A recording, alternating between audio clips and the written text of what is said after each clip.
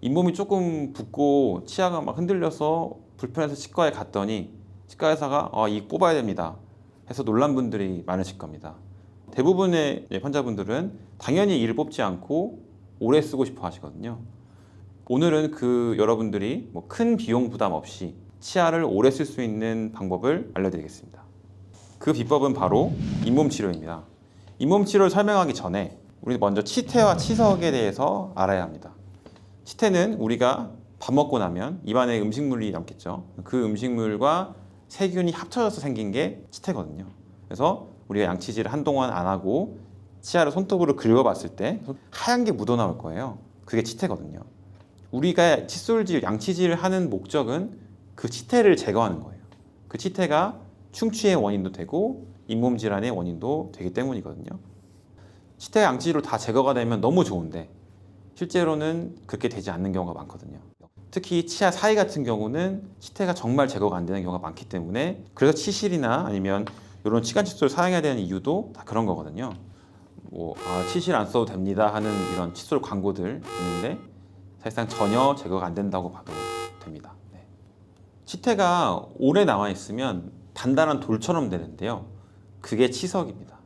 말 그대로 치석, 돌이죠. 치태는 아까 음식물과 세균 덩어리라고 했죠. 결국 치석도 치태가 굳어진 것이기 때문에 세균 덩어리예요. 이런 세균 덩어리가 치아 표면이나 잇몸 속에 남아서 염증을 일으키면 그게 우리가 알고 있는 치주염입니다. 치주염 정도 되는 단계에서는 염증에 의해서 뼈가 녹아내리기 때문에 이가 흔들리고 심하면 이제 발치를 해야 되는 거거든요. 그래서 치주염이 심한 분들 발치해보면 뿌리에 치석이 막 붙어 있습니다.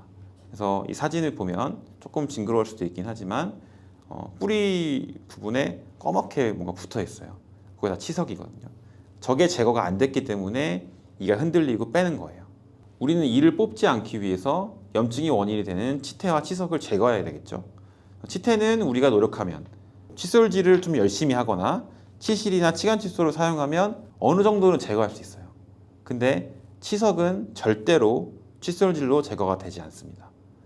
치석은 스케일링이나 잇몸 치료를 통해서만 제거할 수 있어요. 잇몸 치료는 스케일링과 다를까요? 엄밀히 말하면 그렇진 않습니다. 스케일링은 잇몸 치료의 전 단계 정도로 보시면 돼요. 스케일링은 주로 잇몸 위쪽, 우리 잇몸 위쪽에 보이는 부분에 치태와 치석을 제거하는 것이고, 잇몸 치료는 잇몸 안쪽에 보이지 않는 부분에 있는 치태와 치석을 제거하는 겁니다. 스케일링은 잇몸 위쪽을 청소하는 거기 때문에 마취는 거의 필요 없고요. 근데 통증에 좀 민감하다, 좀 치과 치료가 무섭다 하시는 분들은 이제 주사 대신에 가글 마취를 하고 진행하기도 해요. 그래서 여기 보시면 제가 이 기구로 하는 부분을 보시면 되는데, 그러니까 잇몸을 기점으로 이 위에 눈으로 보이는 치석이나 치태는 스케일링으로 제거하는 거고, 이 잇몸 안쪽에 바람을 불어야 보이는 부분에 치석이 막 들어있거든요. 그거를 제거하는 게 잇몸 치료라고 보시면 돼요. 그래서 잇몸 치료는 스케일링하고 잇몸 치료는 제가 저희 가족한테도 매우 추천할 만큼 정말 좋은 치료거든요. 그래서 저는 검진할 때 치석이 좀 있으면 꼭 스케일링을 권유를 드리고 심하면 잇몸 치료도 권유를 드리는 편입니다. 그래서 잇몸 치료 과정을 한번 설명드릴게요. 잇몸 치료할 때는 이 기구를 잇몸 속으로 이런 식으로 잇몸 속으로 기구를 집어넣어야 되거든요. 이거 마취 안 하고 하면 얼마나 아프겠어요. 그래서 마취를 무조건 해야 됩니다. 이걸 하기 전에 마취가 되고 나면 아까 보여드린 자를 이용해서 잇몸의 깊이를 잽니다. 예를 들면 3mm가 들어갔다, 5mm가 들어갔다, 그런 식으로 저희가 차트에 기록을 합니다. 그러면 이번에 기록한 깊이랑 다음번에 기록한 깊이를 비교를 하면 잇몸이 좋아졌는지 더 악화됐는지 확인할 수 있겠죠. 그래서 이거는 실제로 잇몸의 상태가 어떻게 변화하는지 알 수 있는 되게 중요한 지표가 됩니다. 그래서 이런 날카로운 기구를 잇몸 속으로 깊이 집어넣고 안에 있는 치석을 긁어내는 겁니다. 생각보다 단단하게 붙어 있어서 저도 엄청 힘줘서 떼거든요. 시간은 한 번당 한 30분 이내로 걸리는 것 같아요. 한 번에 전체를 다 하진 않고요. 한 번에 전체 다 하려고 그러면 마취 다 해야 되거든요. 다 못 먹잖아요, 그럼. 그래서 한 번에 보통 4분의 1로 나눠서 해요. 4분의 1로 나눠서. 뭐 오른쪽 위, 왼쪽 위 나눠서 하기 때문에 총 4번을 진행을 하고 한 치료당 간격은 한 1, 2주 정도 보시면 됩니다. 그러면 잇몸 치료는 언제 해야 될까요? 잇몸이 불편할 때 하면 됩니다. 잇몸이 붓거나 양치질을 할 때 피가 나거나 잇몸이 아프거나 그러면 염증이 있는 것이기 때문에 치과에 가셔서 잇몸 치료를 받으시면 됩니다. 그래서 이 사진을 보시면 잇몸이 붉게 부어있죠. 그리고 다음 사진은 잇몸 치료 일주일 후 사진인데 염증이 모두 없어졌어요. 방금 보여드리는 사진처럼 염증이 눈에 보이는 곳에 있고, 예를 들면 이렇게 앞니에 염증이 있고 불편한 증상이 있으면 오히려 다행이에요. 환자분들 잇몸에 문제가 있다라는 것을 알고 치과에 오니까요. 근데 어금니 쪽은 우리가 입을 이렇게 당겨서 보지 않는 이상 잘 보이지도 않고 또 통증이 없이 염증이 계속 진행되는 경우도 있거든요. 그러면 치료 시기를 놓치는 거예요. 그래서 어느 날 잇몸이 아파서 갔더니 빼라는 말을 듣게 되는 거죠. 그래서 저는 환자분이 불편하지 않아도 엑스레이에서 잇몸 안에 치석이 보인다. 그러면 항상 잇몸 치료를 권합니다. 또 어떤 경우가 있냐면 잇몸이 아파서 전화로 예약을 했는데 며칠 뒤에 다시 괜찮으니까 안 오는 분도 있어요. 그게 이제 나은 게 아니고 이 잇몸의 염증은 계속 똑같이 아픈 게 아니고 아팠다가 나았다 반복하거든요. 특히 좀 컨디션이 안 좋으면 더 아파지기도 하고 이렇게 변동이 있는데 다 나았지 하고 안 오시는 분들이 있어요. 근데 그러면 그게 더 위험합니다. 왜냐하면 통증만 없을 뿐 치석하고 염증은 계속 있기 때문에 염증은 진행되고 있는 거거든요. 그런 경우에도 치료 시기를 놓쳐가지고 발치하는 분들이 많아요. 신경 같은 경우는 아프면 극심한 통증이 오기 때문에 환자분들이 고민도 안 하고 치과에 옵니다. 근데 치주염은 정말 심해지지 않는 이상 엄청 아픈 게 아니라 그냥 불편하고 욱신거리고 잔잔하게 아픈 경우가 많거든요. 이제 오히려 병만 커지고 발치하는 경우가 생기는 거죠. 그래서 불편한 적이 있다. 그러면 바로 예약을 하고 그때 오셔서 스케일링이나 잇몸 치료를 받는 것이 좋습니다. 그럼 스케일링과 잇몸 치료는 1년에 몇 번 정도 받아야 될까요? 많이 궁금해 하시는데 정해진 횟수는 따로 없어요. 근데 우리가 1년에 한 번 보험 스케일링이 되죠. 그래서 1년에 한 번은 꼭 스케일링을 받는 게 좋아요. 잇몸 치료는 정해지지 않고 염증이 있으면 받는 겁니다.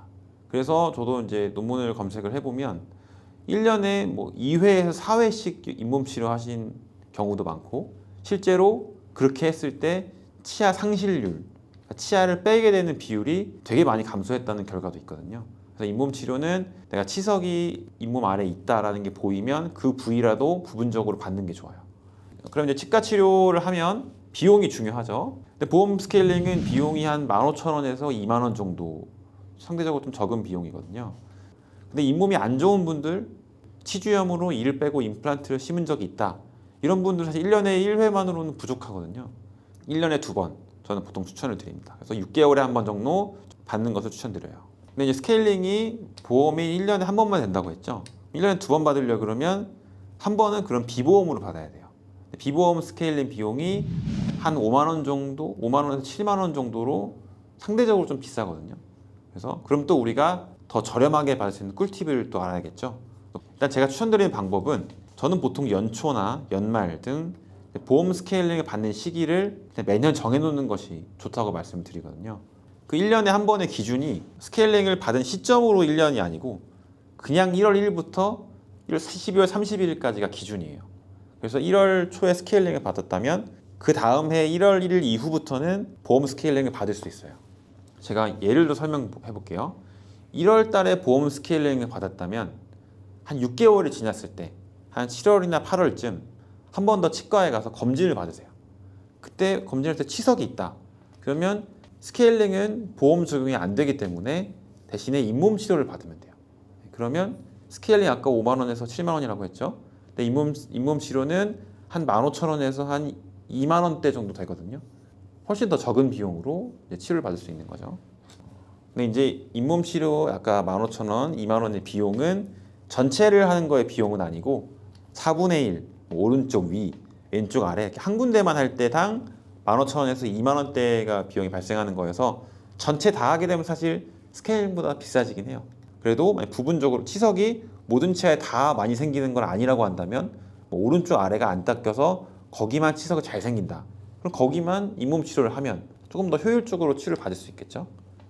관리를 정말 잘하고 치석이 잘 안 생기는 분들이 있어요.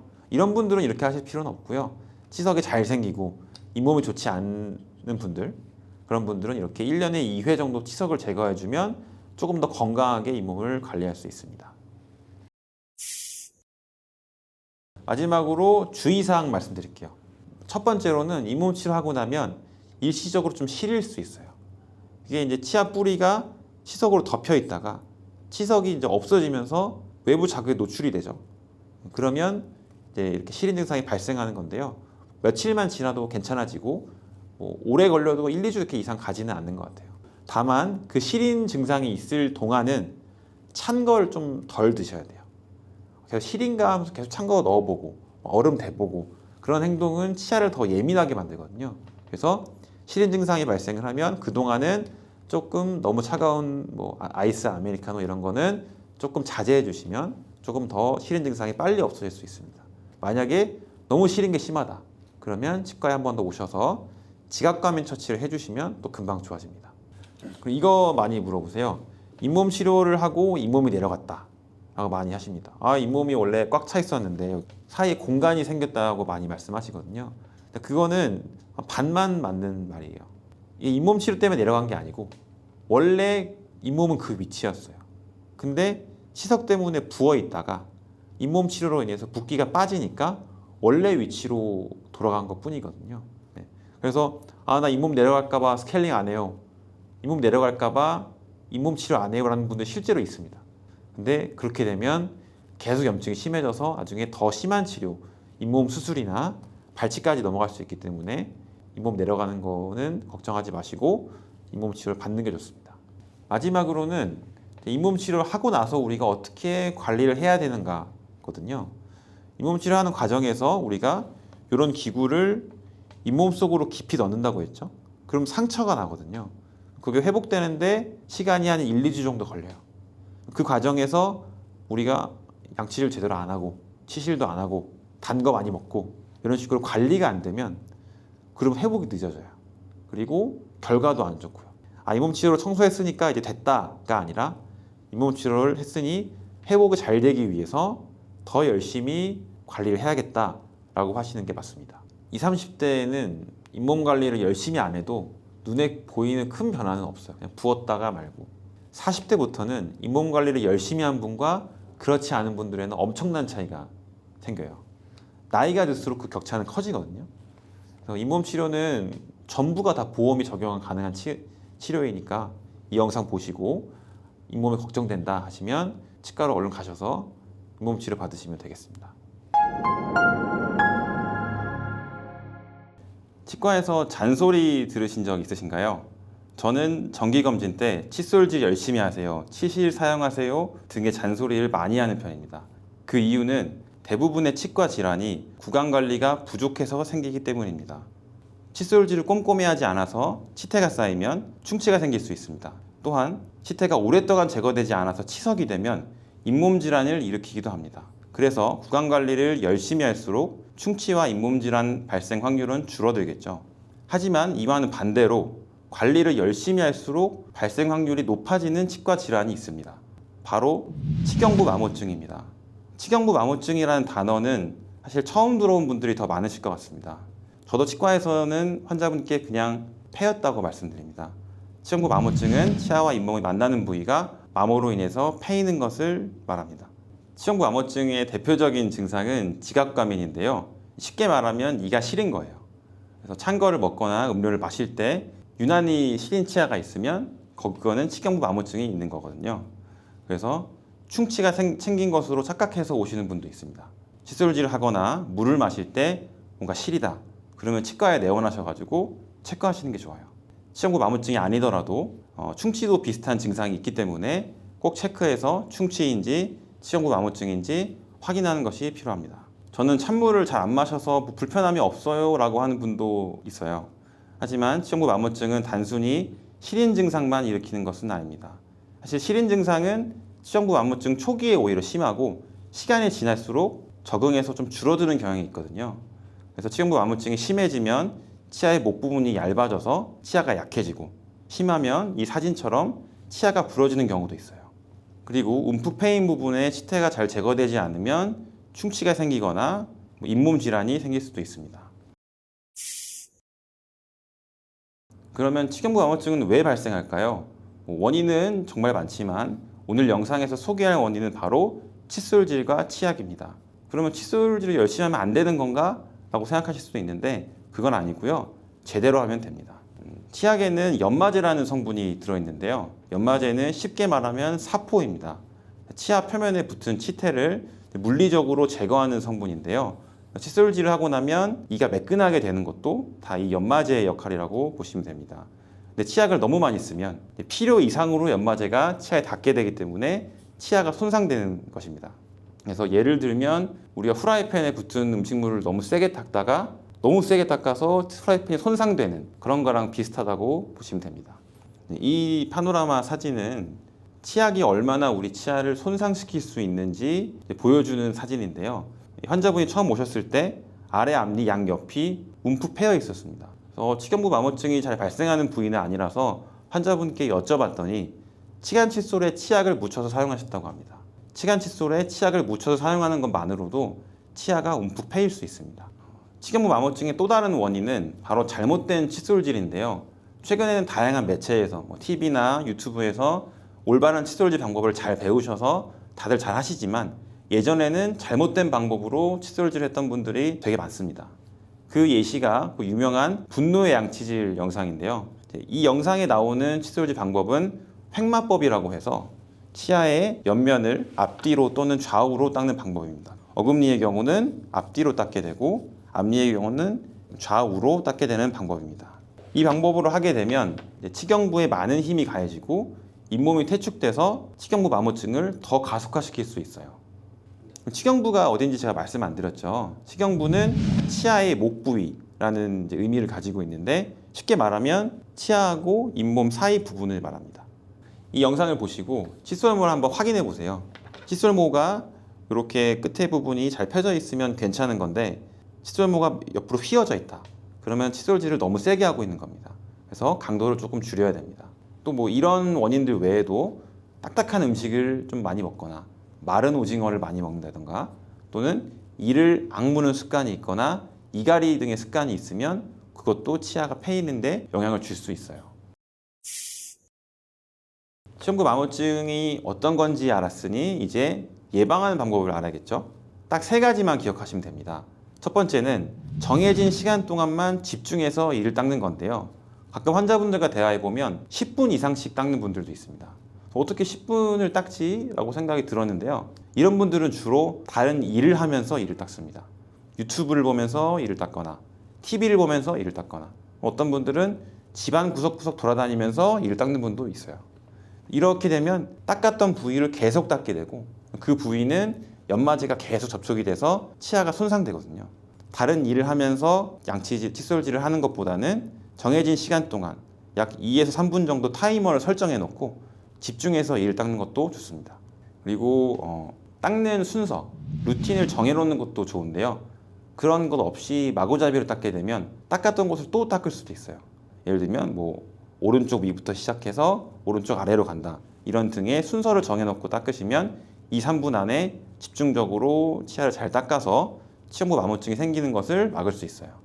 두 번째는 치약을 조금만 사용하는 건데요. 치약 광고를 보면 칫솔모 거의 전체만큼 치약을 짜는 것을 볼 수 있는데 너무 많아요. 치약에는 제가 연마제가 들어있다고 했었죠. 그래서 연마제가 들어있기 때문에 치약을 이렇게 많이 쓰면 결국 연마제도 많이 들어가는 거예요. 그러면 치아가 또 마모되기도 하고 그래서 치약은 꼭 적은 양만큼 쓰는 게 좋고 저는 보통 완두콩만큼만 쓰라고 말씀을 드립니다.